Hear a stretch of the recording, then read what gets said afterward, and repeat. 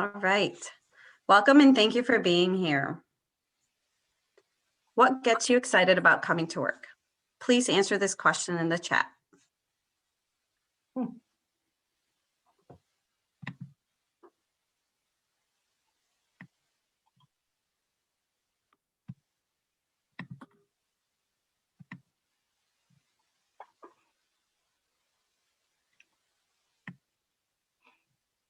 Thank you for those answers. We're getting a lot of answers coming in. Students, kids, the kids, supporting students, my students, working with the students, getting to see our kids every day, the reward of helping families, helping students, working with colleagues, finding new ways to help kids, working with students, a lot of kids, seeing their faces.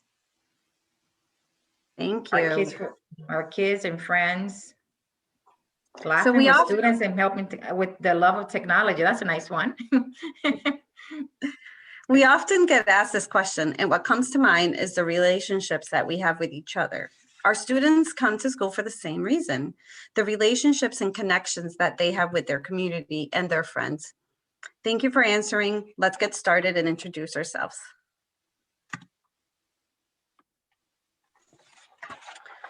My name is Celia Noe, and I am the high school resource specialist for Open Choice. I came to this role after 10 years of being a social worker and working for the Hartford Public Schools. My first language is Spanish, and I identify as a Puerto Rican woman who is white passing. Good morning, everyone. My name is Carla Cruz. I am the Family Engagement Specialist for Open Choice. I came to this role of work after working for 15 years on credit recovery programs and family engagement with the Hartford Public Schools. I am a Latina. My first language is Spanish, and I identify as a Puerto Rican woman. Thank you, Carla. By the end of today's session, you will have acquired practical skills and concepts that will deepen and expand your journey in becoming culturally responsive educator. Also by now, you may have noticed that in the bottom right of each of some of our slides, there's thought bubbles. Cultural competency is a big topic, and we only have an hour together. We will only scratch the surface. This work is a lifelong journey. We're not experts, but the thought bubbles have topics that you may want to explore to further your learning on cultural competency.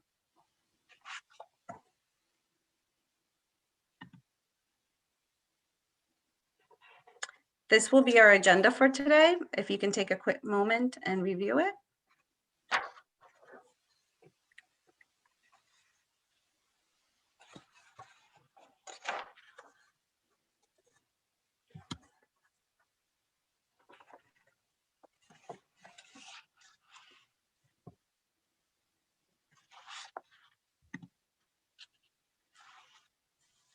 So much like bumper rails help bowling balls get to where they need to be, these guidelines, aka norms, will help us keep focus in our session.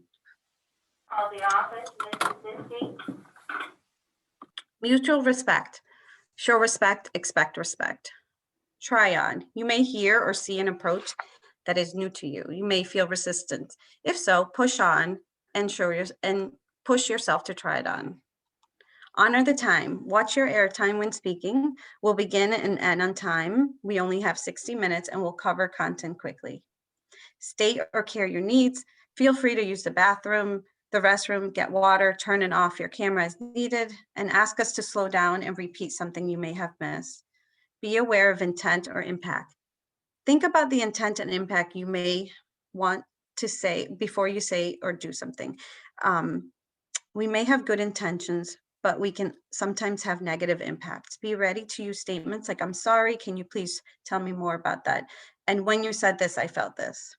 We're going to try to save some time at the end for questions, but in the chance we don't, I'm going to share my email and Carla's as well, and feel free to email us and we'll respond.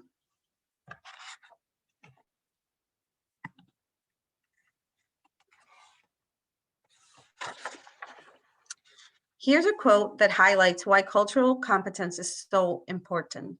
In short, the stronger your cultural competence, the more engaged and connected students will be. Can someone read the quote for us?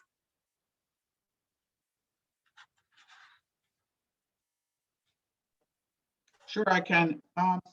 The quote is, "Students' perception of teachers' culture, competency, and engagement demonstrates a strong positive relationship. The more favorable students regarded their teachers' culture competency, the higher their self-reported engagement." Thank you so much.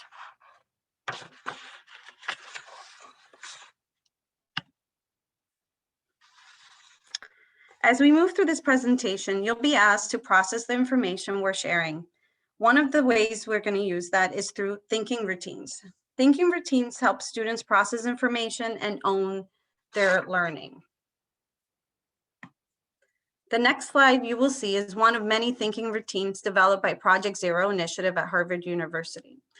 Thinking routines, sometimes called cognitive thinking routines, are simple but effective ways to effective frames of thinking and ideas. They are applicable to all contents and empower students with ways of processing information that they can use throughout their lives. Using thinking routines in the classroom is one way to expand your culturally responsive teaching repertoire.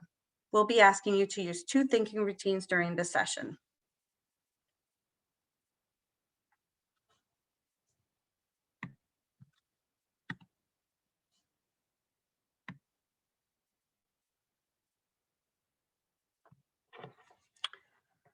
So let's talk about cultural competence versus cultural empathy. So cultural competence is the willingness and ability to understand, communicate, and effectively interact with people across culture, to be respectful and open to different cultural perspectives. An example of this is knowing a child has a name that is pronounced in a different language. Cultural empathy is having an appreciation and consideration of differences and similarities to another culture in comparison to one's own. An example, and also the ability to emphasize with feelings, thoughts, and behaviors and of members of groups with different cultural backgrounds. An example of this is asking a child or parent how they prefer their child's name pronounced in school while still considering the child's identity in relation to how any adult may feel if their name was mispronounced. So in short, the goal is to have cultural empathy, but you get there by starting with cultural competence. Can someone please summarize cultural competence and cultural empathy?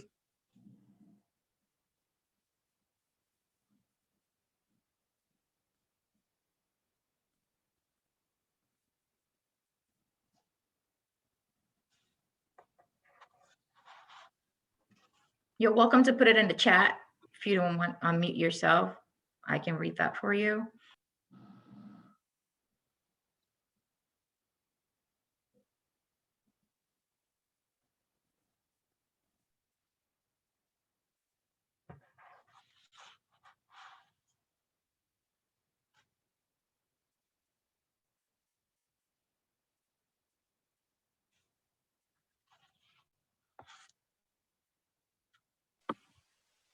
I'm sorry, did Yeah. you sorry, someone else can go, that's fine. No, that's okay. Okay, I was gonna say, did you say to summarize both of them? Mhm. Okay, so my understanding of cultural competence in the way that you explained it would be to be open-minded and respectful of all cultures. And then to have empathy is to kind of like dig deeper and to ask questions, so be an inquirer, and show empathy. Well, it says empathy, but to show caring about when you ask those questions, to really follow through and to understand where people are coming and try to meet them where they are, regardless of where that is. Exactly. Thank you, Kristen. So cultural competence is like being willing and able, but cultural empathy is acting on it. Like sympathy and empathy. I can rationally recognize that someone's upset, but with empathy, you can truly feel and understand what they're going through. So exactly. Thank you. So now that we explored cultural competency and cultural empathy, please take 2 silent minutes to take a few notes using the take note thinking routines. And you can let the questions in the box guide your notes.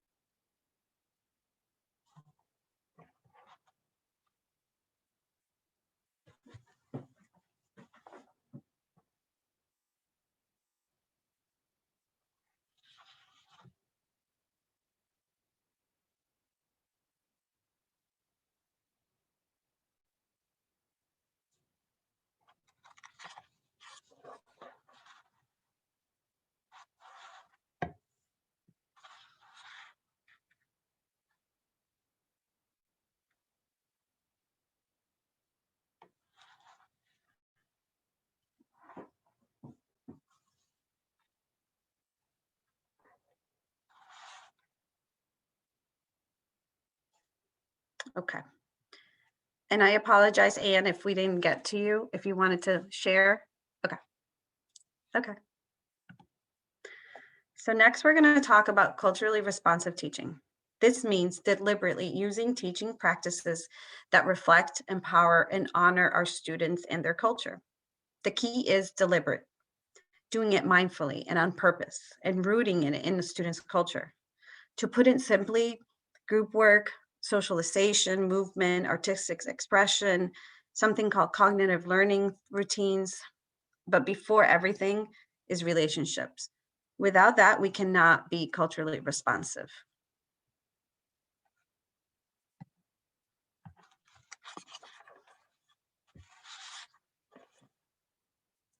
Now we're going to hear a quick video by Mirko Chardin and why culturally responsive practices.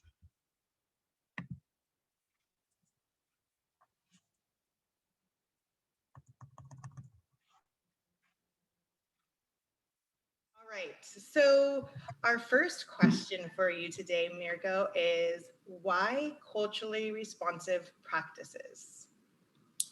I think culturally responsive practices are a way of us showing others that we're trying to treat them with respect and dignity. There's a lot of variability within the world. No two human beings are the same. And when I think culturally responsive practices, I think taking into consideration the fact that we're not on this planet alone. And we need to celebrate and honor difference in the same way that we want folks who are different than us to celebrate and honor us. So I think it's just part of being a good human that cares about others and is looking for others to treat them with respect and dignity as well.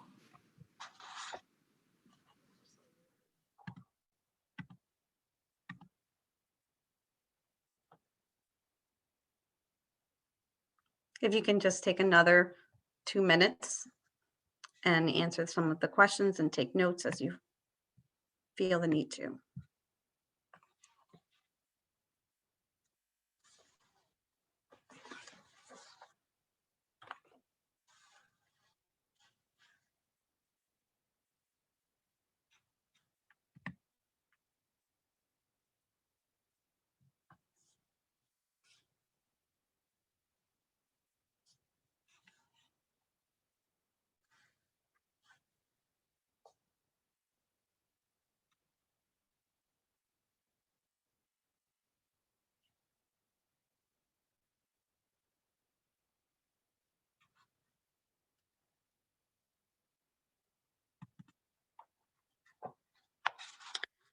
Here's a quote by Zarita Heyman and her definition of culturally responsive practice. Can someone read it, please? An educator's ability to recognize students' cultural displays of learning and meaning making and respond positively and constructively with teaching moves that use cultural knowledge as a scaffold to connect what the student knows to new concepts and content in order to promote effective information processing. All the while, the educator understands the importance of being in a relationship and having a social emotional connection to the student in order to create a safe space for learning. Thank you so much, Anne, for that.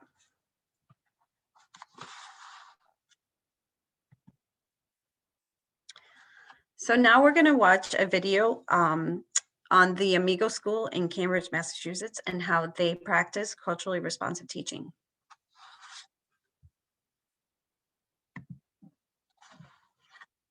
Adelante, umbral de español, busquen su nombre con su palito, muchas gracias. There are no blank slates walking into the classroom. Culturally responsive teaching is capitalizing on all that students bring with them from their personal lives and their home lives. And it's really knowing that student, knowing where he or she is from, and using that to craft the most meaningful and rigorous learning opportunities.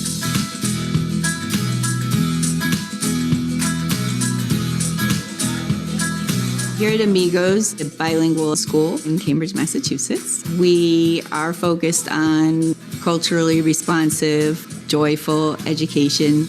To borrow Zaretta Hammond's word, culturally responsive practice really is like widening our aperture as adult educators to consider a broader perspective on what strategies can then match with our students' needs if we really want to see more equitable outcomes for our students. One of the things that we're doing to support that work and our growth as educators are learning walks.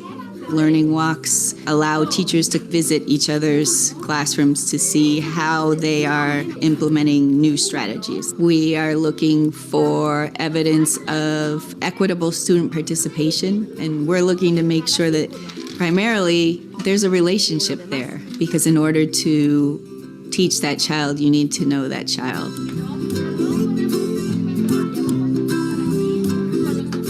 We visit the classroom, take notes using our guide. Tienen un argumento bien fuerte, bien formado. Todos participaron. We are really looking at what instructional decisions are we making that will support students to have equity of voices, rigor, and consider their different cultures and identities, and really capitalize on that for them to feel safe and authentic and a sense of belonging into our classrooms. Tessa. ¡Au!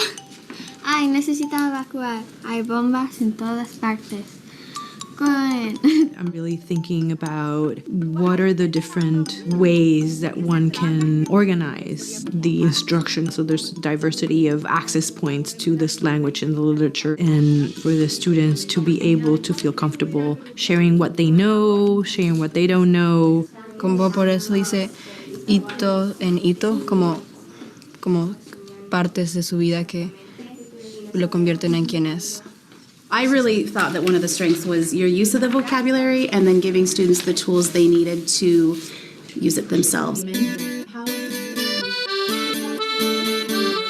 come back together for a debrief. We look at questions that may emerge and any recommendations that we've come up with. Everyone ended up being engaged at some point. We were struck by the variety and the depth of voice that students were demonstrating in her class. We heard lots of different voices, and that was exciting to see and hear.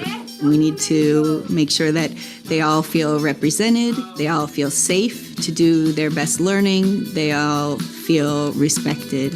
And I think that's a lifelong process for any educator. Culturally responsive teaching isn't something that you say, I went to a professional development session, I'm all set, check the box. It's something you have to dedicate a lot of time to throughout your career to make sure that you're doing the best for the students.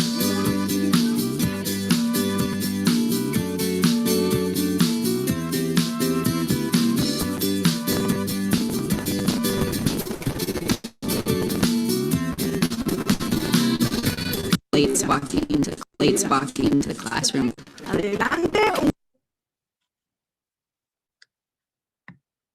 So now let's take another minute or so and use our thinking routine and take some notes.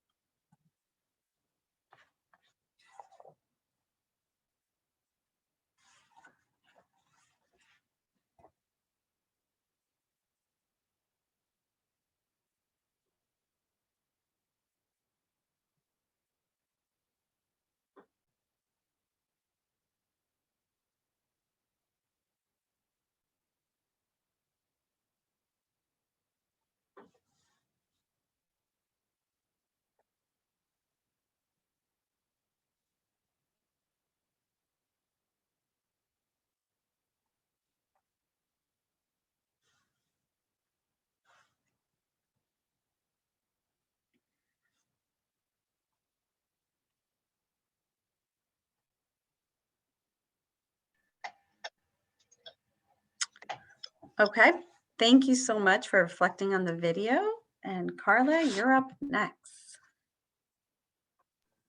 Hi, everyone. Thank you. I hope you took the opportunity to reflect on that. I know we're going to get on to those reflections. The purpose of that reflection is at the end, we'll come back and just discuss a little bit more and dive into. But I just want to move into the culture of education, US versus other countries, and the role of the parent in the USA. Like when a parent from another country comes in, right, from another language to the United States, and cultural parenting practices are that a parent must not only be a parent, but also an educator in their home.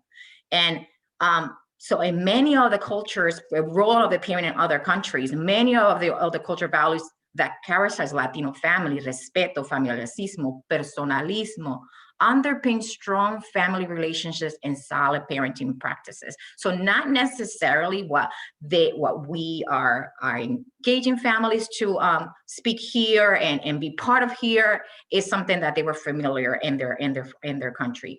The idea that parent is a partner with the school, right? That's a role here in the United States. And education in the United States has an emphasis of parent involvement.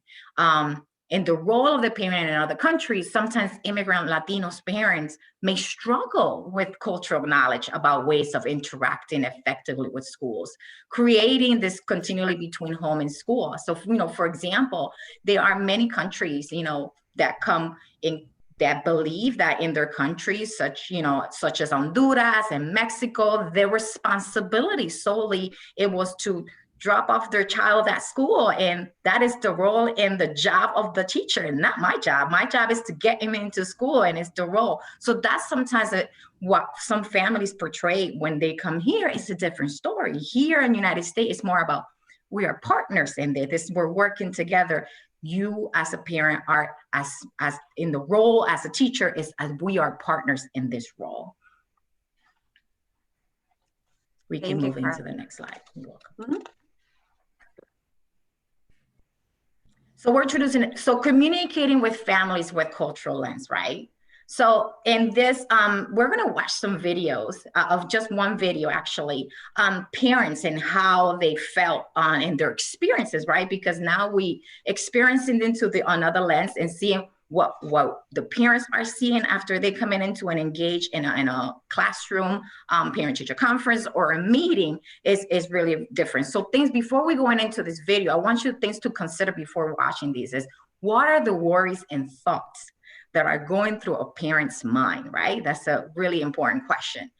Two, how would I feel if they spoke about my own child, right? So I want you to put yourself in their lens. And another one, do my emails convey a certain tone, right? That's just like a self-check that I will call that.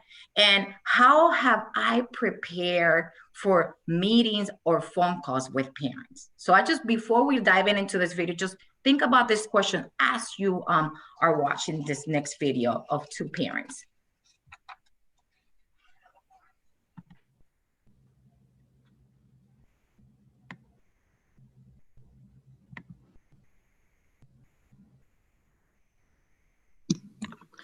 Hi, Lita and Chris. Thank you so much for taking the time to meet with me. So what I'm going to be doing is just asking you a few questions in regards to your experiences when it comes to school meeting. So my first question is, when you get an invitation for a school meeting, what are the worries or stressors that might come up or you might have? For me, it really depends on the timing.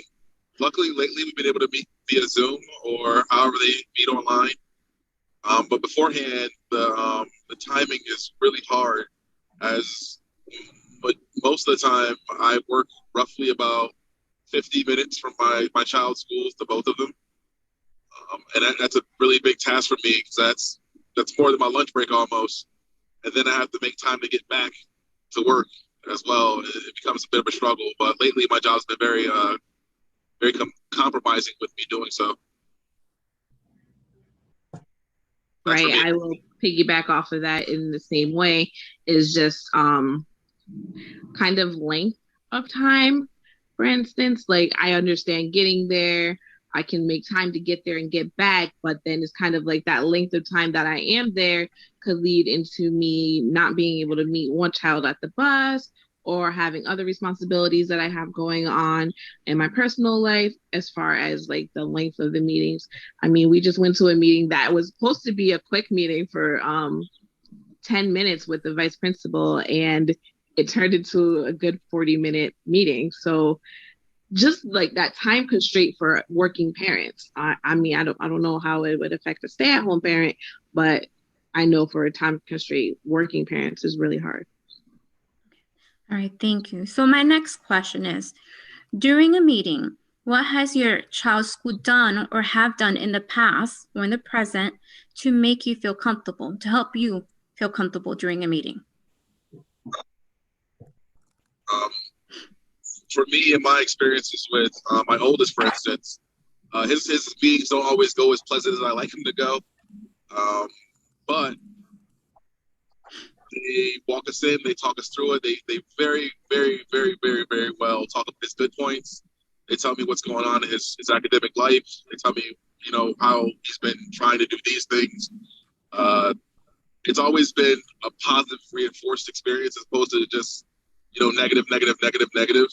And I do feel as though they're seeing the silver lining in everything that they do. And it's important that they do that, because even if I have to make the sacrifice of doing all these things and going back and forth, you got to realize your kids are also going through those same struggles. So you kind of have to, see them as a positive thing, even if it is for a negative reaction. Right. I will say that to make us comfortable now, this current, now that he's older, the middle school is a lot more accommodating as far as helping us understand the differences between just like the different plans that they have between the IEP, the 504 plans. I mean, if you're meeting with them, I will. Rita, I think you're on mute. Okay. I will say, was I muted this whole time? Just for a second. No, that's okay. Just for a second. I will say, like, as far as like the regular conferences, it's not easy. I almost never know when the conferences are happening or how to sign up for them. So I will say that's difficult. So I've never actually met with any of my son's teachers besides in the annual meetings that we do have for his education system. And I will say before, I don't know if it's because of COVID that there's a difference, but like not having a room full of people actually helps me, because it feels like everyone's there just to give like pass that judgment down on my son. And it's not always, like he said, very positive feedback. It sometimes is very negative. And some in the past, as far as the elementary school that he was in, it just really felt harped on. And all we did hear for the most part was negative things. And I never felt like my son was actually gaining any like strengths going to school. So, and it was kind of like disheartening to have to go home and be like, well, what did the teacher say? And you're like, well, I don't know where we're standing. So I will say, like, now it's a lot more comfortable. The elementary school was not as comfortable for me to go to. I didn't feel comfortable calling or emailing. So I know I went into this middle school feeling the same amount of apprehension with, I don't feel like they're on his side, but they are. So I feel better now.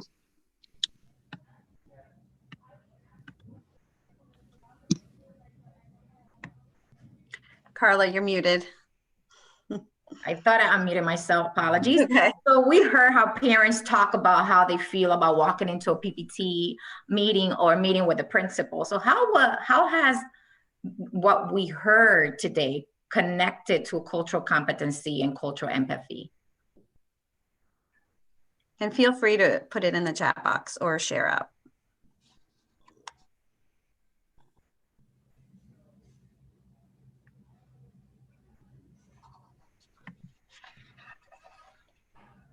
Anyone wants to chime in? I like to speak, Carla. Thank you, Anne.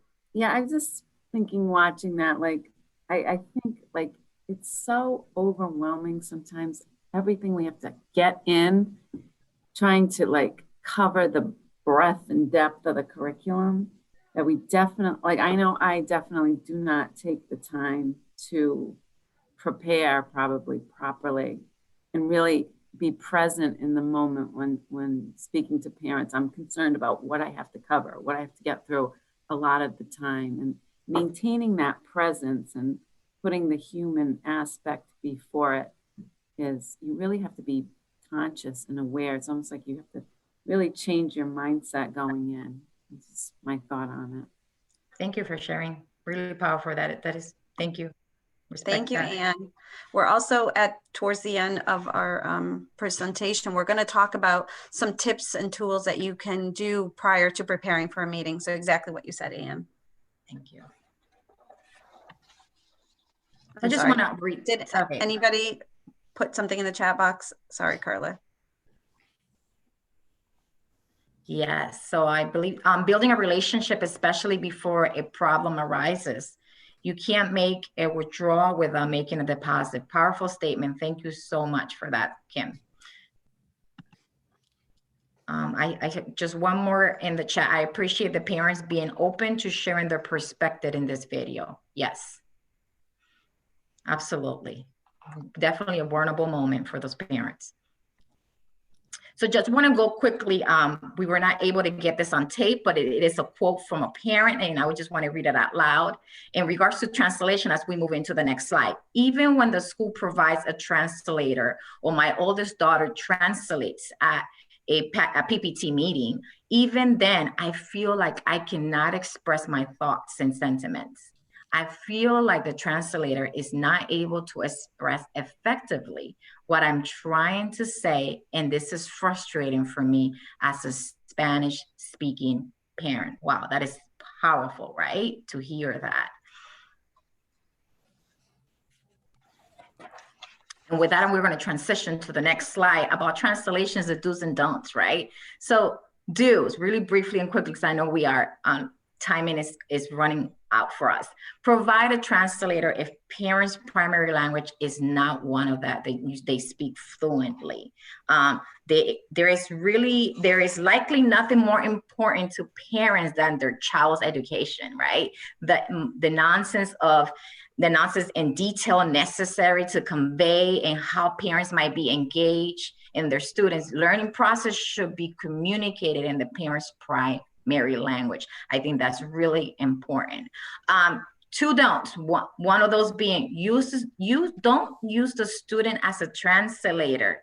Even if parent-teacher conferences are student-led, they may well become misled if parents and teachers are unable to communicate independently. The student's role as a student is a paramount importance of encumbering them with translation responsibilities, opens and honest teachers and parent communication. So that's like a really, shifty thing when a student is actually being the translator. Using the student as the translator can put the student in an awkward position, right? Unstable position where loyalty and respect for both parents and teachers can feel contradictory, right? And just another don't assume that any bilingual adult will translate. Using parents of other students or other students compromises the privacy of both the parent and the student who is in the topic of the discussion. What is gained is increased clarity, and effective communication will be lost if families feel embarrassed or disrespected. I think that's really important. And that will lead us to our next slide of put yourself in those shoes. And this is, who's a Grey Anatomy's fan or watches that. I know my oldest daughter does not miss an episode. So I just want you to watch this quick, brief video. And I just want you to put yourself on the patient's shoes at this moment on this kind of funny, entertaining clip. A comprehensive work did not reveal any vascular abnormalities. Your Doppler was negative For deep venous thrombosis, so there's no need for chronic anticoagulation or an IVC filter. Your biopsy was, however, positive for a mixed anaerobic non-group A streptococci infection. Your BUN and creatinine elevation tests were rapidly progressive glomerulonephritis, which could have signaled an autoimmune disease. What does that mean? We're not going to amputate your leg. Huh? You get to keep your kidneys. Congratulations. That's hilarious, right? We can just see how that can kind of lead us now to our education jargon, because we have experienced that ourselves, right? That is something that we experience. So just imagine our families. Educational jargons, use terms that everyone understands, right? I know sometimes it's hard with acronyms and in our school setting, but let's use terms that they understand. Be clear about the purpose of the meeting, set goals, and communicate them prior to the meeting or conversation so that the parent and teacher have shared realistic expectations, right? And don't use identify or unexplained acronyms, just like we mentioned. Most parents don't have degrees in education or familiarity with the acronyms in jargons that may be second nature to education professionals. Avoid education jargons whenever possible. And with that, I am going to allow my colleague Celia to take the lead. All right, so now we're going to talk about things to consider when building this relationship with families. So one thing to consider is, do I attempt to hold meetings with the parents in the school and others in community buildings or community centers? So I wanted just to share out that we often get that call here at CREC and Open Choice. And we have a list of places within the community of Hartford that we can set meetings with, churches, even within our buildings and other community agencies. So always feel free to think outside the box and set meetings within the community of our families. Have I learned the correct last name and pronunciation of the parents? That's always important to make an effort to do that. Do I believe the student's ability to learn? Am I conveying that confidence to the parents? And am I using the opportunity to learn about the parents' hopes for his or her child? I think sometimes when we move quickly through meetings, we sometimes forget to allow that time to hear our parents and what their wishes for their own child is. And then here is some checkpoints to think about before preparing for a meeting. And some of this came out of the teaching tolerance. So they have a whole list. I picked out some of the ones that are more, that I thought were important.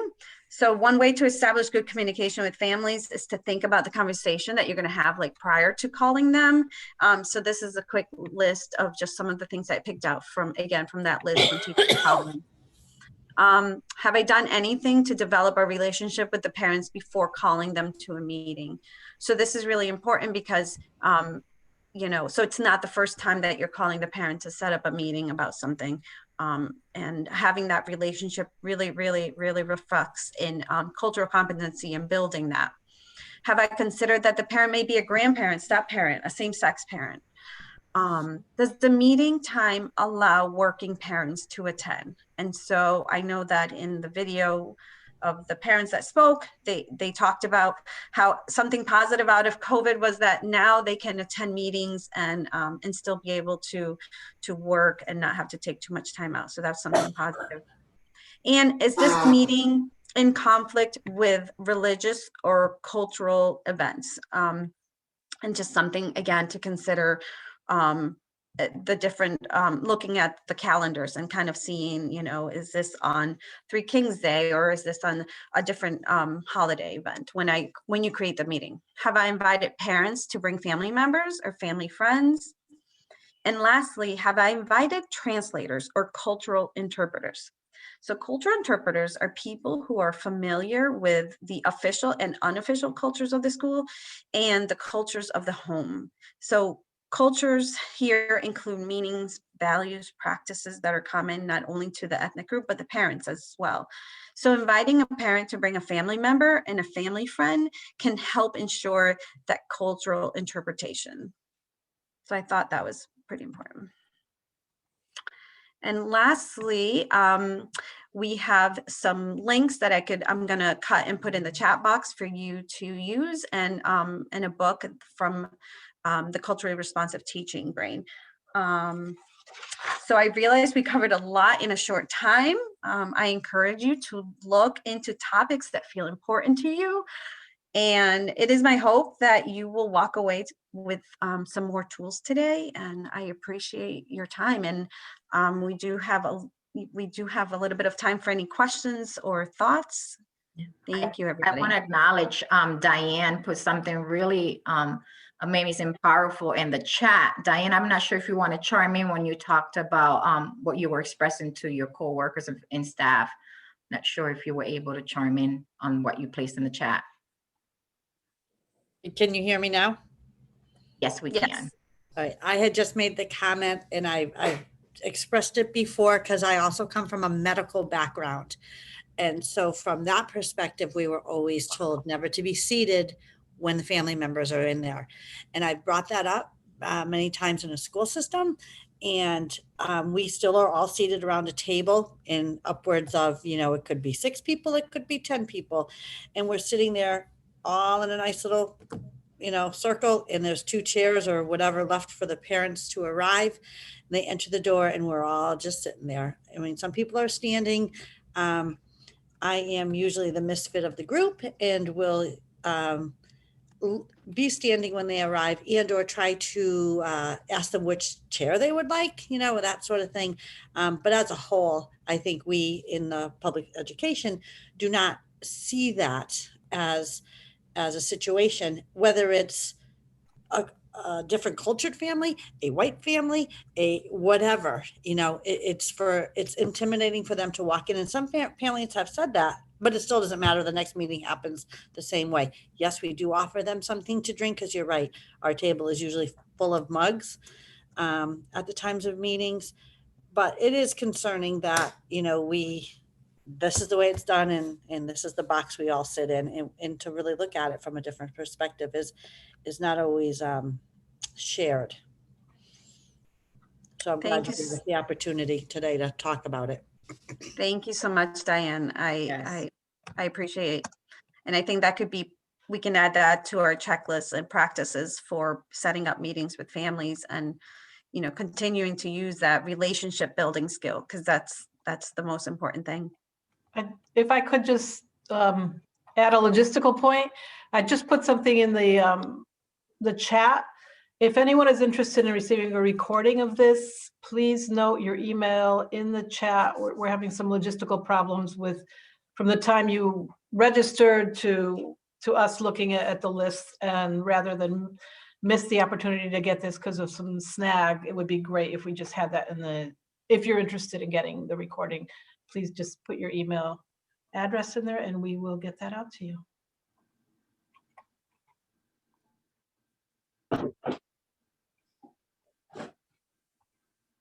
And if anyone wants to share any notes they took, I know that we didn't get an opportunity to talk about the Amigo School in Cambridge, Massachusetts, and their culturally responsive practices. Feel free to share or put in the chat.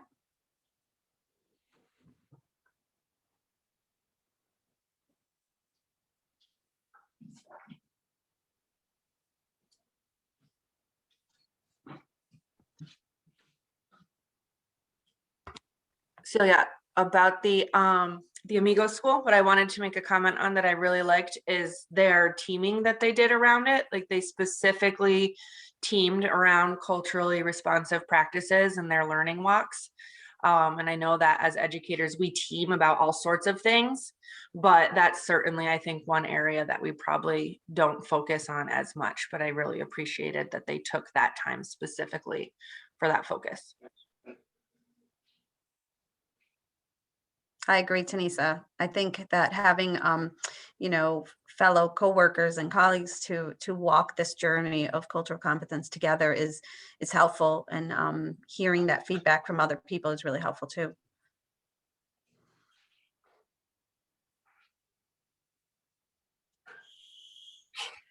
I just want to say that I think as educators, we sometimes, because we spend so much of our time with the students face to face and we invest a lot of time in the student relationship, sometimes it's easy to forget how important the connection to the family is. It's like that other piece. And I know personally when I'm with students and I can refer to something that I know from the parent, or, you know, bring that into the conversation, it really links everyone together as, you know, I know you, you know your mom and or your family, and I know them too. And I just feel like it completes the puzzle when you put that parent piece in as well.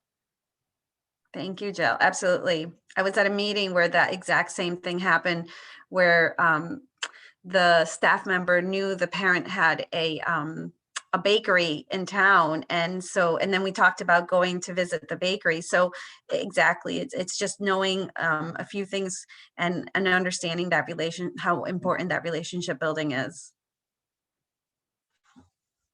So thank you again for everyone who attended. We'll get the slides to you, and feel free, I'll put my email in the chat box, and I can answer any questions or find more resources.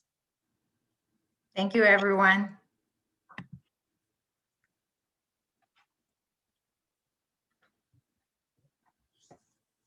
Have a great day.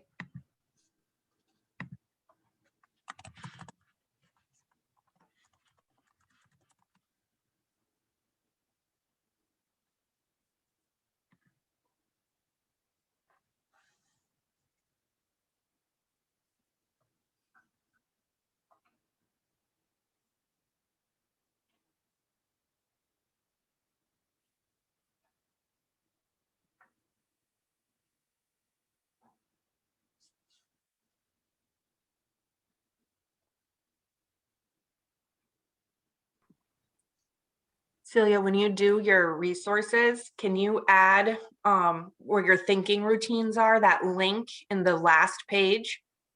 Because if they get just the paper version, or, well, no, I mean, if they get the whole slides, but anyways, that's a great link and it wasn't in your resources. I don't want them to skip that part.